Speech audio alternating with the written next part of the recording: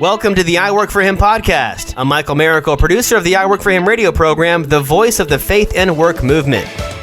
Our mission is to transform the workplace of every Christian into a mission field. What does that look like in your workplace? Let's find out right now. Hey, welcome to I Work For Him, the voice of the voice and the mouthpiece of the faith and work movement. We are your hosts, Jim and Martha Brangenberg. Happy afternoon, everybody. I want to take a moment to just point you to our YouTube channel. We have been posting when we've been doing these shows and we have the video. We've been posting those videos out there on our YouTube channel for people to check out because, you know, if you're a visual person, it is great if you have the ability to be able to watch the interview. So I Work For Him on YouTube and go ahead and subscribe and get the notification so you know when we post new shows. We're going to be posting new shows all the time, couple a week, and love to have you guys interact with us. And make sure you guys all look for the new upcoming on Facebook starting on the 12th of October, our Power Thoughts on video on Facebook and Instagram. All right, we spend our days working hard and earning money. Well, at least I do. We spend our time at work hoping for opportunities to love people the way that Jesus loved others. We pray for opportunities for our communities to be healed and our land to be at peace. But what are we doing about it? Are we actively trying to bring the kingdom of God down here on earth, one human being following Jesus at a time? Are we utilizing every gift, talent, asset, and ability for God's glory and for the betterment of all those around us? I would guess that you try really hard. Today, we're going to give you one huge way you can help bring healing to your community and to this land, the United States of America. We're going to help you make your money walk and talk the way Jesus intended. We're going to talk about investing our money where it's multiplied for good. Luke Andrews with Inspire Investing is here to tell us how and what biblically responsible investing is all about. Luke Andrews, welcome back. Hey, thank you. Great to be back. I love talking about biblically responsible investing. You guys know that. I sometimes get carried away, get fired up, but you know, it's a passion of mine, and hopefully anyone listening today or watching, just walks away with a nugget, something that says, holy cow, I had no idea, but most importantly, what am I going to do about it, right? A great baseball term, holy cow. Holy cow. You know, we appreciate the fact that you're passionate about it, Luke, because what would there wouldn't be as much value in what you are bringing to the table, what you're sharing with people, if you yourself didn't believe in it. And if people have heard your story, they've heard that you really changed everything about the way you were doing business because of biblically responsible investing. So we're glad that you're passionate about it, and we're excited to be able to share that with our listeners today. All right, so Luke, let's start off and be a little personal. All right, how have you used your money to impact your community for Christ? Oh, that's a great question. I'm glad you asked because, one of the things that Inspire does is Inspire as an organization, we have what's called a Give 50 plan, where we take 50% of our corporate profits and we're partnering with ministries all over the world. For example, there is a village in Guatemala right now that we are in the process of transforming. Providing clean water, providing schools, medical facilities, church. And this is all part of the, being a good steward, right? When God has entrusted to us your time, your treasures, and your talents, right? And what are we doing with them? So corporately we do that, but they inspired me, interesting enough, the word, they inspired me to do something even greater than what, so the church, tithing and offerings at my church, that's different. We're literally talking what I'm doing outside of those walls. And with my business, my practice, my office here, I decided to give a percentage of all the fees that I collect. I give a percentage of that to a donor advised fund that we created through the National Christian Foundation. And we're supporting ministries all over the world. We're supporting ministries here with I Work For Him being one. Feeding Tampa Bay is a local one that provides, food to people in need. We support a ministry in Uganda. We're supporting a ministry called Empower that's giving Bibles to those in China that have never seen the scriptures. So we specifically help Empower. We've asked Empower to take our donations and make sure that it's to go to provide New Testament Bibles. Indonesia, we're working with Food for the Hungry. Samaritan's Purse, we've specifically given to Hurricane Dorian relief, the Australian wildfires, the COVID relief in New York City when they had set up downtown New York City. So these are all things that every client that I have, because we do collect fees, a small portion of those fees are going to do all these things. So when you partner with an Inspire advisor or our organization, it's not just about the financial side. That's one part of it. But what are we doing in our communities, in the world around us to make a positive impact? So that's exciting to us too. I actually have a map of the world in my office here, in my hallway rather. And I've got little tags on all the areas that we're trying to make an impact. And what's really cool is you can actually see the areas where we might need to step up, some of these givings and things. So it's good to see you put your money where your mouth is. Amen. I do it. That's right. And letting your clients all know that they're a part of that process too is really huge. So Thank you for doing that. So how can we make our money walk and talk like Jesus? I'll give you a really good example. So I have a client, I literally just got her started today. It's not a huge account. And I tell people, everybody else, because there are advisors that if you don't have $250,000, $500,000, you can't really work with us. It's like, really? I mean, you're that guy? So for me, I tell people if God is leading you to do biblically responsible investing, I'm not going to turn down an account size. Here's a great example. A young lady in Texas, she's been saving up for a house. Her agent said, you might want to wait, the market's way up there. You're really not going to afford anything decent. And she's had this money sitting in a CD. And she said God has been speaking to her about trying to get this money, trying to support more ministries, right? So her and I had chatted, and she's like, well, this is all I've got, and this is kind of my thoughts with it. And I said, number one, we're going to connect your investments with your values. That's first and foremost.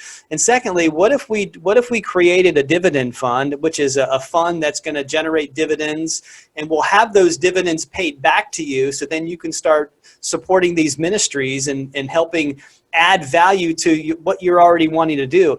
So she was blown away, right? I mean, something little like that. So that's where we're able to help our clients, specifically in this case, God was speaking to her about giving more. She's a social worker on very, not a lot of resources for income, but we're actually going to set up a portfolio for her, and it's going to generate dividend income. It's going to pay her back so then she can send it out into the mission field.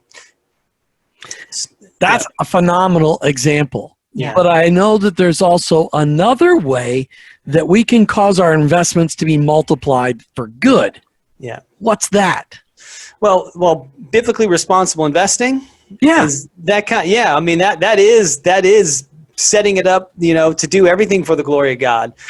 But how does biblically responsible investing make our money walk and talk like Jesus? Well, so biblically responsible investing is the process of eliminating companies that are involved with alcohol, gambling, tobacco, abortion, pornography, human rights violations. So once you're able to set up a portfolio that's biblically responsible, it is now walking like the Lord, right? Walking how Jesus would want us to walk, in my opinion. And I know some people might have a differing opinion on that. We're not talking legalistic. We're not, this doesn't increase our sanctification by having a biblically responsible investment portfolio. It's not earning grace, right? We're not earning points with God. We're not earning favor with God. We are literally, it's another opportunity to honor the Lord. It's kind of like, I look at it as kind of like singing. Why do you sing in church, right? Why do we sing songs and play instruments in church? It's just a way to praise God, right? It's just a way to honor Him.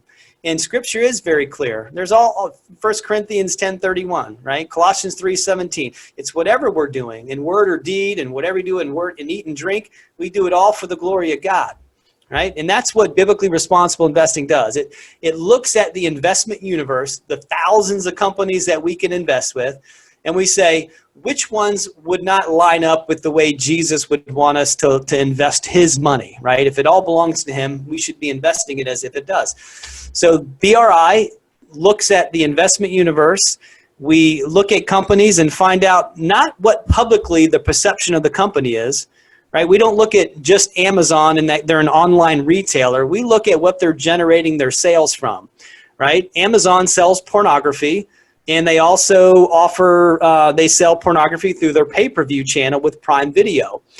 So we look at Amazon, they wouldn't be on our approved biblically responsible investment list because they're selling pornography and then they're distributing through their channels. So you as an investor in that stock, you're participating in the return on an investment in pornography. But look, it goes deeper than that, because I believe that because of biblically responsible investing, you keep showing off the Gators cup. Because of biblically responsible, yeah, it just happens to be perfectly aligned.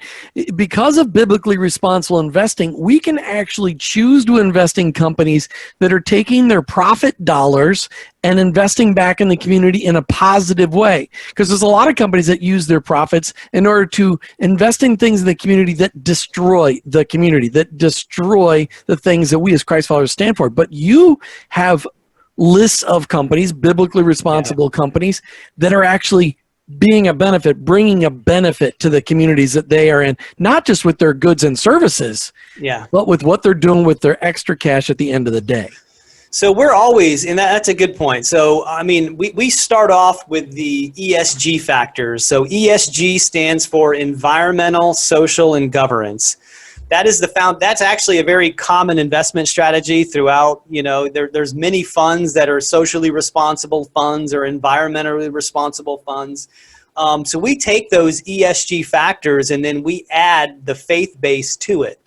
So we are looking for the companies that are making the most inspiring impact on their communities, right? Where there's so many things that we can agree on as just human beings, right? You don't have to be a believer to feel like we should feed people that are hungry. You don't have to be a believer or non-believer to kind of feel like that we should take care of people who can't take care of themselves. We should help those receive a quality education. We should help people that are homeless. Those are all things that as a nation, as a human being, we can probably come together on. And we look for those companies that are making those type of inspiring, impactful changes in their communities, and we give them a higher score. So our scoring system is one of the things that makes us unique. We have a proprietary scoring system. You actually can find it for free to the general public. It's at inspireinsight.com. inspireinsight.com. You can type in a company's ticker symbol or start typing in the company name or the mutual fund number. I call it ticker. I know, Jim, you say sometimes in layman terms, Luke. It's the symbol that you see on your financial statement. You can type it in there, and it's going to tell you all of the positive things that this company's doing. And it's going to also tell you if there's any negative things that this doing. When I say negative, that would be pornography, alcohol, gambling, tobacco, abortion, anti-family entertainment, anti-family values, legislation issues, philanthropy issues. Did I say abortion? Anyway, human rights violations. Yeah. Rights. And because there's a lot of companies that are struggling with those human rights violations worldwide if they have their manufacturing worldwide. Martha. That's right. It's not a big of a problem here in the United States because of all of our laws. But matter of fact, there is human trafficking. I was going to say, we have a problem with it in this country too. And it's crazy to even think that. It is mind-blowing. I know Tim Tebow and there's many other people that are really pushing on this human rights, human trafficking in our own backyards. Yeah. So, and we're so grateful for that. So, Luke, you've explained a lot, and it's so intriguing to hear about what biblically responsible investing is all about. Give us something practical. Tell us about how somebody recently gave you their portfolio information or their ticker symbols, whatever, and you did you used your method of screening them, and what did you find out? What did it look like? Okay, so typically what we do is we always start off with a good conversation, and then if the conversation's going good and I kind of feel like we're a good match, I'm friends with all of my clients. It's important to have a good personality match, right? And then the next step is I always say, well, why don't we take a look at your current portfolio and then email me a copy of your most recent statement. So once I get the statement, I send it to my back office, and within 24 to 48 hours, I have a pretty customized report. It's usually 10, 11 pages. And what the report does is it goes through our screening process. So we're going to run every single investment in your portfolio through our screen, and we're going to come up with a score depending on, so if you have a lot of stocks, individual stocks, it'll be a little bit longer, but most people have a bunch of funds and it's pretty easy. So you'll get a portfolio score and if it's a positive score, I haven't had one positive score, by the way. If it's a positive score, then wait a minute. You've never, when you've gotten somebody's portfolio, you've never gotten a positive score. Not one time.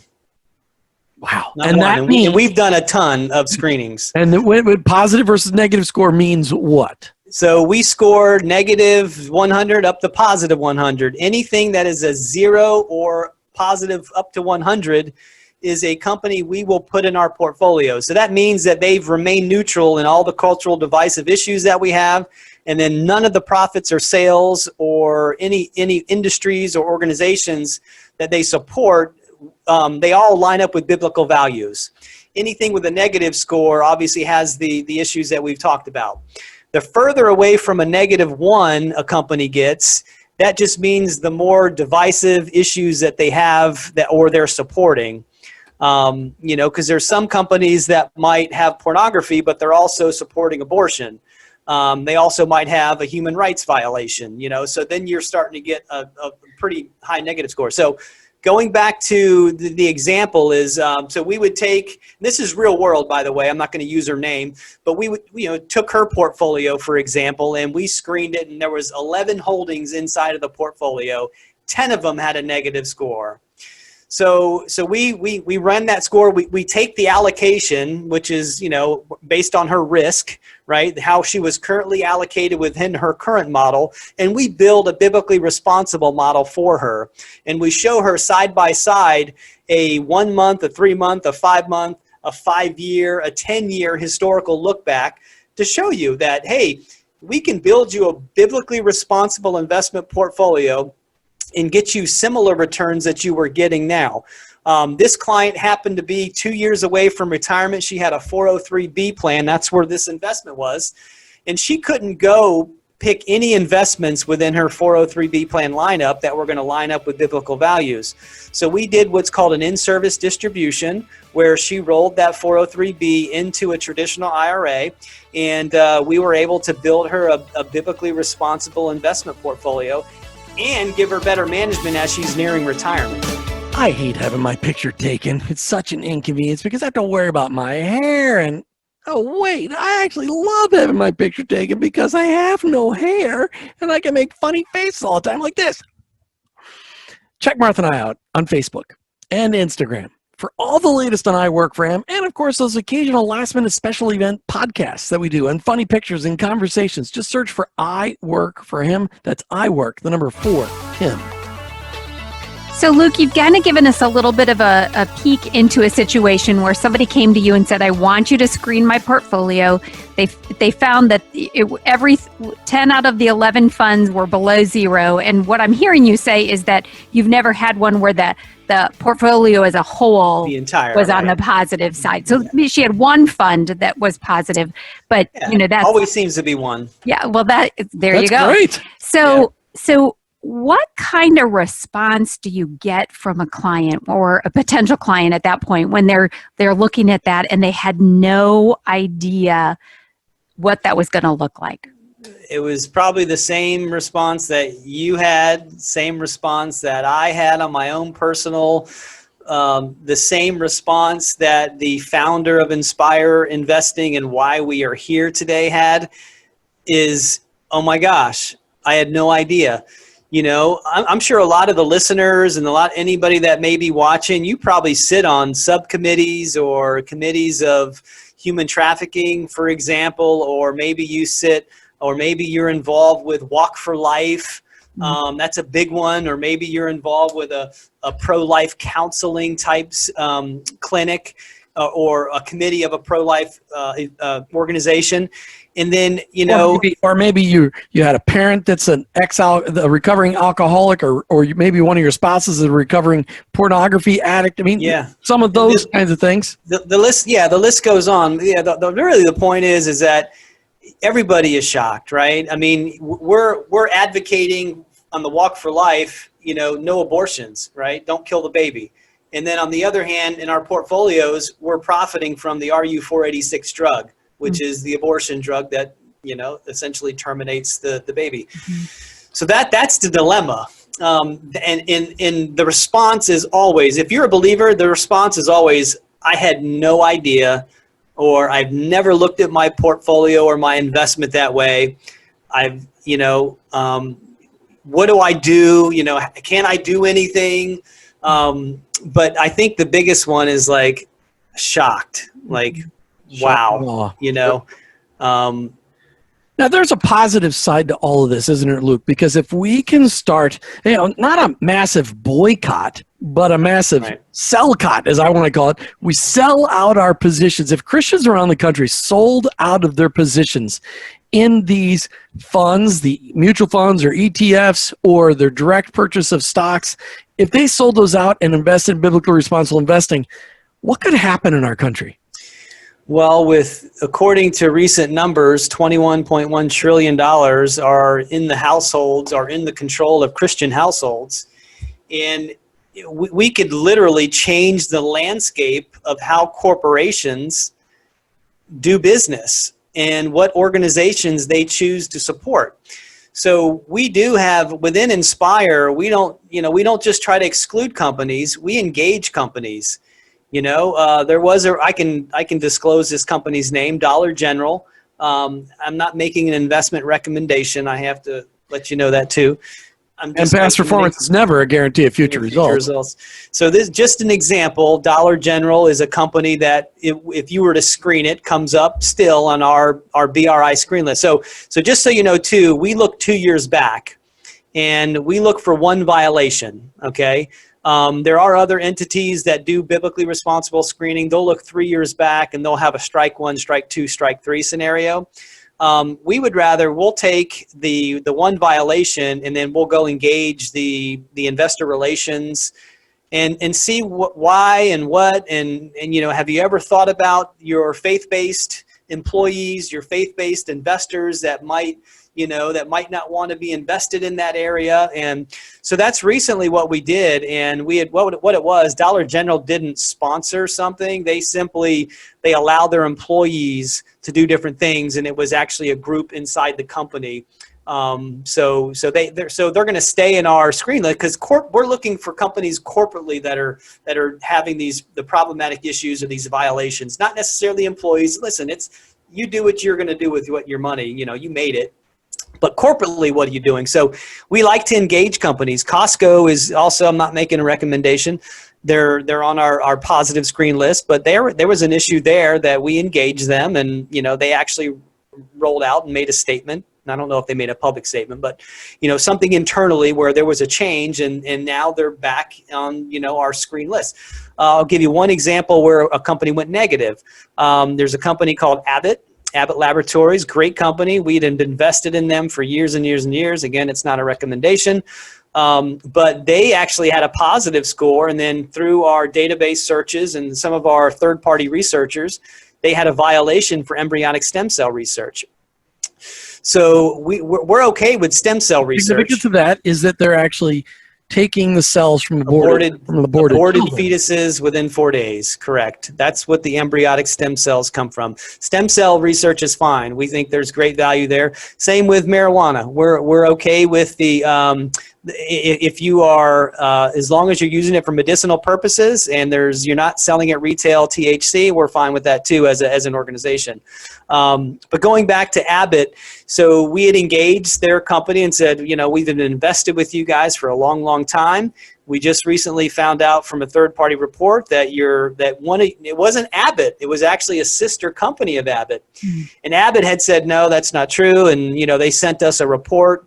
We sent them our report, and leave it at that. It didn't change, So the information that we had supplied them was true, and then maybe they just weren't super familiar with it. But so it wasn't Abbott. So sometimes it'll be 2-3 layers deep with one of the companies that the larger company owns or subsidiaries.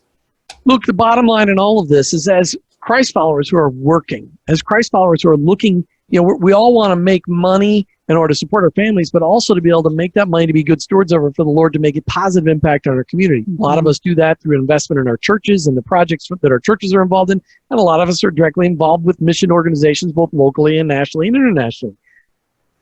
At the same time, we just want to make sure that our investments in our investment portfolios aren't being invested in things that are counter to all the things we stand for, which is why we spend so much time talking about biblically responsible investing. Last word, we're out of time. Go ahead. Last word, Luke. I was just going to say, Dave Ramsey has a great program that he teaches biblical finance. The Love and Respect Conference helps believers engage in their marriages. Even I Work for Him has a wonderful marriage ministry, Cruise Your Way to a Better Marriage. The reason we do those things is we want to try to honor God in everything, right? Biblically responsible investing is a biblical approach to getting your investments lined up with your values. And we can change the world. We can, and I believe we can. Luke, people can get a hold of you online, of course, inspireadvisors.com, but they can get a hold of you easiest on your cell phone. Yep, 727-798-4188, 727-798-4188. That's right. It's easy. You could text them night and day. If Dana responds, it might be dinner time, and she's like, leave my husband alone. 727-798-4188. Thank you, Luke Andrews with Inspire Advisors. My pleasure, man. Appreciate you guys. Thanks for having me on. You've been listening to I Work for Him with your hosts, Jim and Martha Brangenberg. We're Christ followers, and our workplace, it's our mission field.